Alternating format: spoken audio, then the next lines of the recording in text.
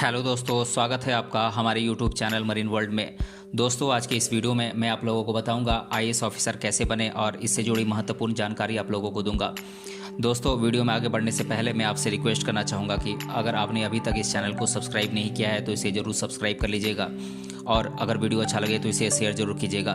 तो चलिए दोस्तों, इस वीडियो को स्टार्ट करते हैं।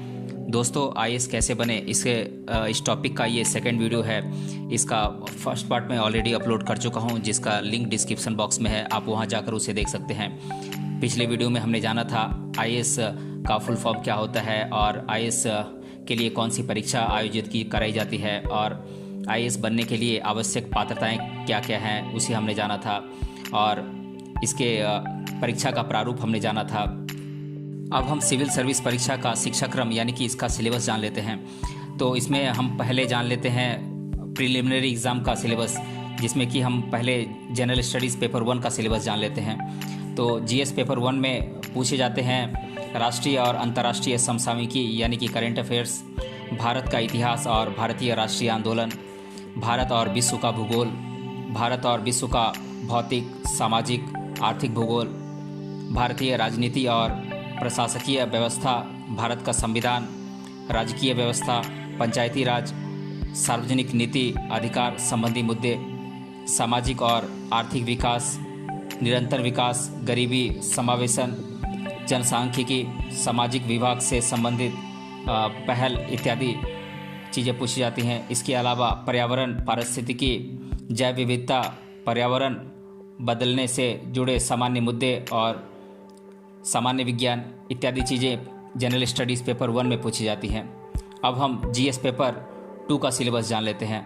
तो इसमें पूछे जाते हैं समझ बूझ यानी कि कॉम्प्रिहेंशन और संचार कौशल सहित पारस्परिक कौशल यानी कि interpersonal skills including communication skills और तर्क शक्ति और आकलन शक्ति यानी कि logical reasoning and analytical ability और निर्णय क्षमता और समस्या समाधान यानी कि decision making and problem solving और सामान्य बुद्धि क्षमता यानी कि जनरल मेंटल एबिलिटी और बुनियादी संख्यात्मकता यानी कि बेसिक न्यूमरेसी इत्यादि चीज़ें जीएस पेपर 2 में पूछी जाती हैं।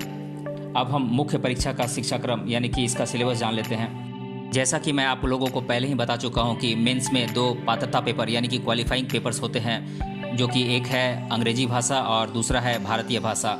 तो अंग्रेजी भाषा का सिलेबस है comprehension of given passage, precise writing, usage and vocabulary, short essay इत्यादि चीज़ें अंग्रेजी भाषा में पूछी जाती हैं। और भारतीय भाषा में पूछी जाने वाली चीज़ें हैं precise writing, comprehension of given passage, short essays, usage and vocabulary, translation from English to Indian language and vice versa इत्यादि चीज़ें भारतीय लैंग्वेज में पूछी जाती हैं। अब हम मेरिट के लिए गिने जाने वाले पेपर्स यानी कि जिनका नंबर काउंट किया जाता है उनके बारे में हम देख लेते हैं। तो पेपर 1 जो कि 250 अंकों का होता है, तो इसमें दिए गए विषयों पर निबंध लिखना होता है। और पेपर 2 यानी कि जीएस का जो पेपर 2 होता है 250 अंकों का, इसमें Indian heritage and culture, history and geography of the world and society इत्यादि चीज़ें पूछी जाती हैं। और पेपर 3 जो कि 250 अंकों का होता है जीएस पेपर 3, और इसमें प्रशासकीय व्यवस्था, भारतीय संविधान, राजनीति शास्त्र और सामाजिक न्याय और अंतर्राष्ट्रीय संबंध इत्यादि चीज़ें पूछी जाती हैं इसमें पेपर 3 में। और पेपर 4 में जो कि 250 अंकों का होता है, इसमें तकनीकी विज्ञान, आर्थिक विकास, जैव विविधता, पर्यावरण सुरक्षा और आपातकालीन स्थिति नियंत्रण इत्यादि चीज़ें पेपर 4 में पूछी जाती हैं। और पेपर 5 में जो कि जीएस का 4th पेपर है 250 अंकों का होता है, और इसमें आचार नीति, अखंडता, योग्यता इत्यादि चीज़ों पर क्वेश्चंस रहते हैं।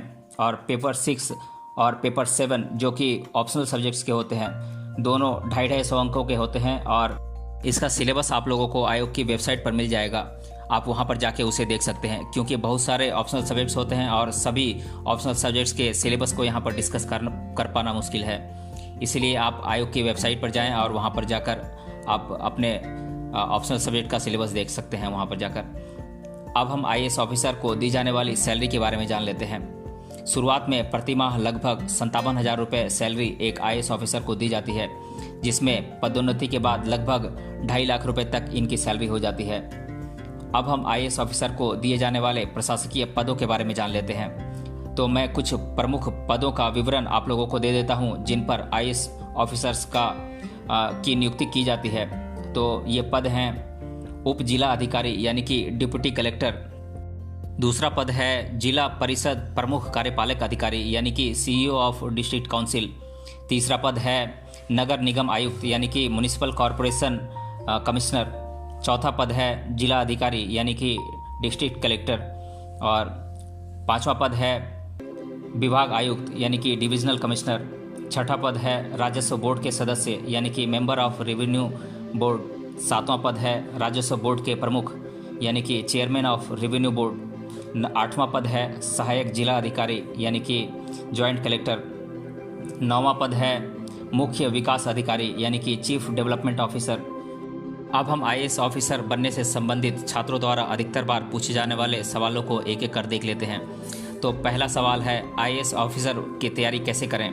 तो मैं बता दूं कि स्नातक शिक्षा के दौरान ही आपको सिविल सर्विस परीक्षा से संबंधित किताबें इकट्ठा करना शुरू कर देना चाहिए। रोजाना के आने वाले विभिन्न अखबार पढ़ने की आदत डालें, जिसमें संबंधित महत्वपूर्ण राष्ट्रीय और अंतर्राष्ट्रीय घटनाओं की जानकारी को पढ़ें, जिससे आपकी समसामयिकी यानी कि करंट अफेयर्स मजबूत होगी। मुख्य परीक्षा का प्रारूप लिखित तौर पर होता है, इसीलिए पढ़ने के साथ साथ लिखने का भी अधिक अभ्यास करें और अंग्रेजी भाषा के साथ तर्क शक्ति से संबंधित गणित के सवाल और अन्य सवालों को अधिक से अधिक हल करने का अभ्यास करें। इस प्रतियोगिता परीक्षा के पढ़ाई हेतु विभिन्न शिक्षा सामग्री, पुराने प्रश्न पत्र, नोट्स इत्यादि को जमा करें या फिर इंटरनेट की मदद लें। एनसीईआरटी की किताबों से अधिक पढ़ाई करने पर ध्यान दें। पढ़ाई में निरंतरता यहाँ परम आवश्यक होता है। दूसरा प्रश्न है कौन से वैकल्पिक विषय यानी कि ऑप्शनल सब्जेक्ट्स आईएएस की मुख्य परीक्षा हेतु बेहतर साबित होते हैं। तो मैं बता दूं कि ये सब्जेक्ट्स हैं लोक प्रशासन, भूगोल, इतिहास, सामाजिक शास्त्र, राजनीतिक शास्त्र, मानव शास्त्र इत्यादि विषय बहुत बेहतर साबित होते हैं। तीसरा प्रश्न है आईएएस ऑफिसर को कौन निलंबित कर सकता है। तो मैं बता दूं कि आईएएस ऑफिसर राज्य सरकार, केंद्र सरकार इत्यादि में विभिन्न पदों पर कार्य करते हैं। इसीलिए भारतीय कानून के अनुसार अगर कोई आईएएस ऑफिसर दोषी पाया जाता है तो संबंधित राज्य सरकार या केंद्र सरकार द्वारा आवश्यक चीज़ों की जांच पड़ताल की जाती है। इस स्थिति में ऐसे ऑफिसर पर आरोप साबित होते हैं तो उनका निलंबन करने के पूर्ण अधिकार राज्य सरकार और केंद्र सरकार के पास होते हैं। चौथा प्रश्न है आईएएस का फुल फॉर्म क्या होता है। तो मैं बता दूं कि आईएएस का फुल फॉर्म होता है इंडियन एडमिनिस्ट्रेटिव सर्विस। पांचवा प्रश्न है मुझे बताएं कि आईएएस की परीक्षा हेतु आयु सीमा क्या होती है। तो मैं बता दूं कि आईएएस की परीक्षा हेतु न्यूनतम आयु सीमा 21 साल तो अधिकतम आयु सीमा 32 साल होती है। तो दोस्तों अब तक आपने आईएएस से संबंधित सभी प्रमुख पहलुओं के बारे में जाना। हमें विश्वास है कि दी गई जानकारी आपको काफ़ी पसंद आई होगी तथा इसका भविष्य में आपको ज़रूर लाभ मिलेगा। मिलते हैं अगले वीडियो में किसी अन्य टॉपिक के साथ। तब तक के लिए धन्यवाद।